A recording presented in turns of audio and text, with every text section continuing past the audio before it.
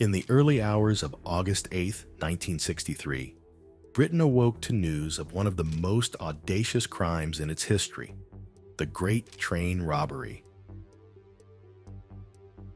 A gang of 15 men had executed a meticulously planned heist on the Royal Mail train, traveling from Glasgow to London, making off with £2 60 million, a sum equivalent to over £50 million today.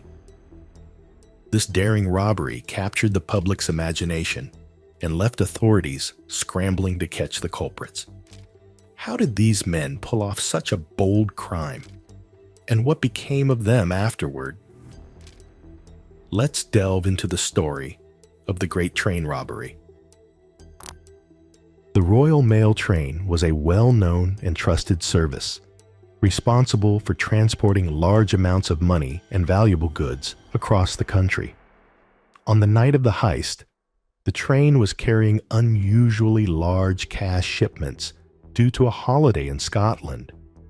This made it an attractive target for a gang of seasoned criminals who had been planning the heist for months.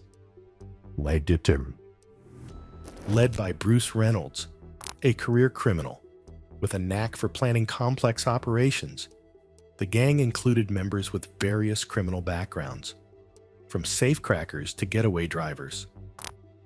They had meticulously studied the train's route, security measures, and timing, devising a plan that relied on precision, speed, and secrecy.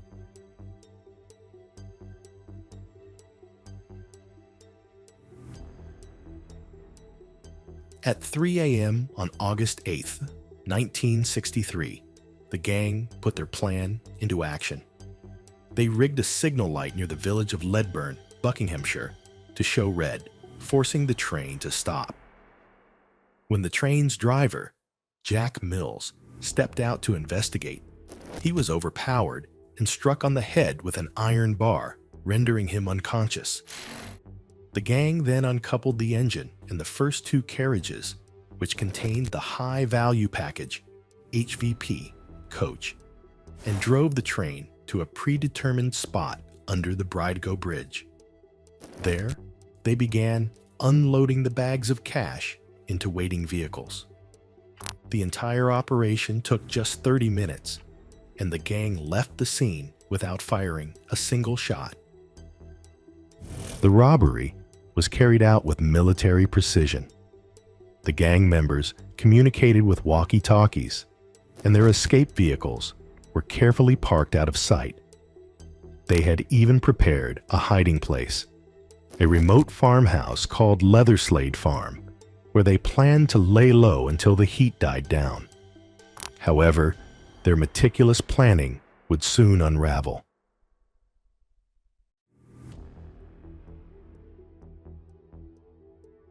The robbery shocked the nation, not only for the sheer amount of money stolen, but also for the brazen nature of the crime. The authorities launched a massive manhunt, quickly identifying and arresting several members of the gang. However, key figures, including Bruce Reynolds, managed to evade capture for several years. The gang had planned to lie low at Leatherslade Farm, but their whereabouts were soon discovered when police found fingerprints linking them to the property. The pressure of the nationwide manhunt led to several gang members being caught, and in 1964, 12 of them were sentenced to long prison terms, ranging from 12 to 30 years. The manhunt was one of the largest in British history, with police forces across the country mobilized to find the robbers. The discovery of the abandoned Leatherslade Farm was a turning point in the investigation. Inside, police found money wrappers, personal items, and crucially, fingerprints that led to the identification of the gang members. The farm had been meant as a temporary hideout, but the gang's overconfidence and complacency allowed the police to close in on them. One of the most infamous members of the gang was Ronnie Biggs, who became a symbol of the Great Train Robbery due to his dramatic escape from prison.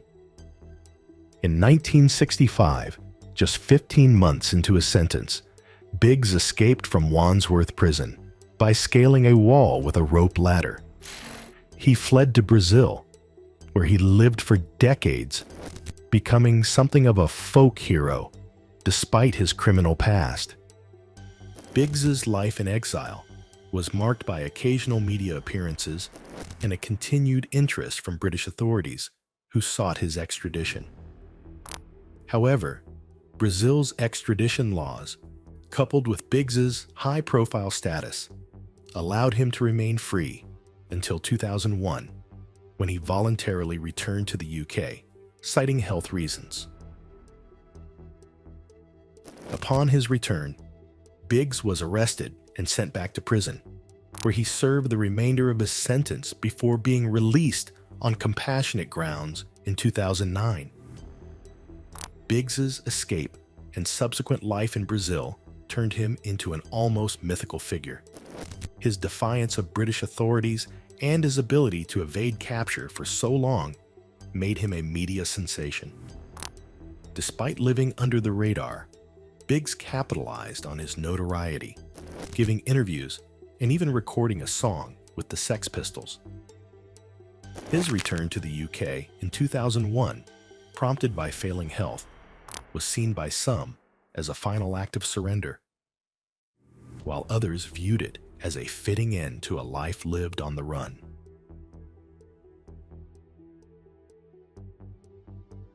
The trial of the Great Train Robbers was one of the most high-profile cases in British legal history. The gang members were tried at Aylesbury Assizes and faced charges of robbery with violence. The prosecution's case was bolstered by forensic evidence, including fingerprints found at the Leatherslade Farm hideout and on the train itself.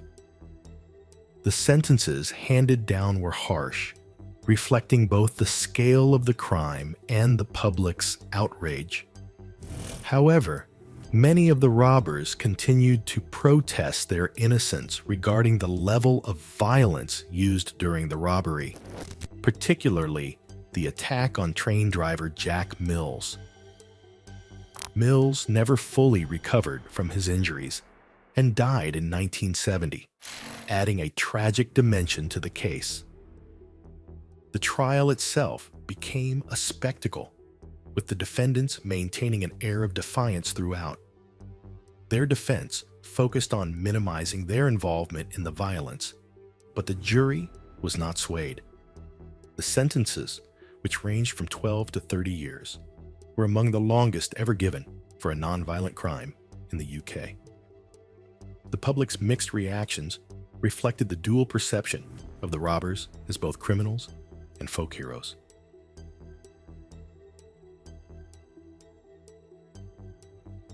The Great Train Robbery quickly became a part of British folklore, inspiring books, films, and television series.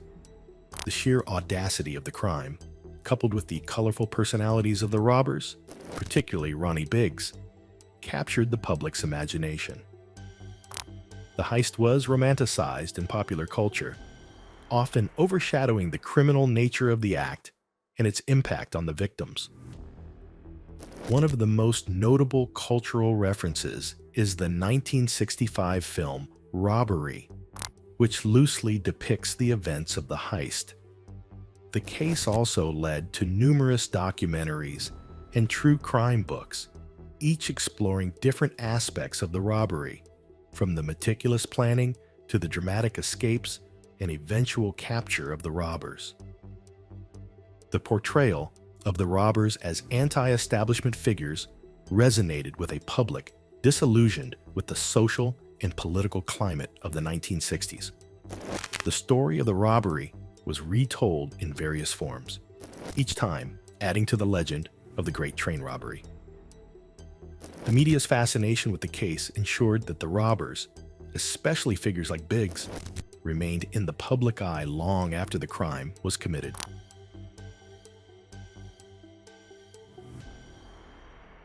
The Great Train Robbery had a lasting impact on British policing, and the handling of high-value goods. The robbery exposed vulnerabilities in the security of cash-in-transit operations, leading to changes in procedures and the introduction of more sophisticated security measures. The case also highlighted the importance of forensic evidence in solving complex crimes. For the surviving members of the gang, life after the heist was a mixed bag. Some managed to rebuild their lives after serving their sentences, while others struggled with the notoriety and the consequences of their criminal past. Bruce Reynolds, the mastermind behind the heist, was eventually caught in 1968 and served a lengthy prison sentence before being released in 1978. He lived quietly until his death in 2013. The robbery also led to a reevaluation of sentencing guidelines for nonviolent crimes. The harsh sentences handed down to the robbers were seen by some as a deterrent to future criminals, while others argued that they were disproportionate to the crime. The debate over the fairness of the sentences continued for years, reflecting broader societal concerns about justice and punishment.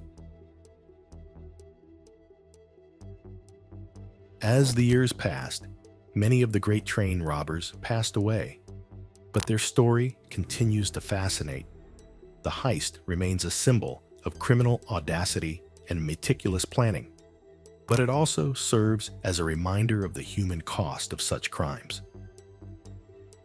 Jack Mills, the train driver, and the countless other railway workers and their families affected by the robbery are often overlooked in the tale of the robbery's legend. The Great Train Robbery of 1963 will always be remembered as one of the most significant crimes in British history. It remains a subject of fascination for those interested in true crime, as well as a lesson in the complexities of crime, punishment, and the enduring allure of outlaw legends. The robbery's legacy is a testament to the enduring intrigue of a well-executed crime, the personalities involved, and the long shadow it casts over British criminal history. The Great Train Robbery's impact is felt not just in the world of crime, but also in the way it has been mythologized in British culture. It remains a touchstone for discussions about law enforcement, justice, and the thin line between criminality and heroism. The story of the Great Train Robbery is not just about a crime. It's about how that crime became what part of the cultural fabric, influencing generations to come.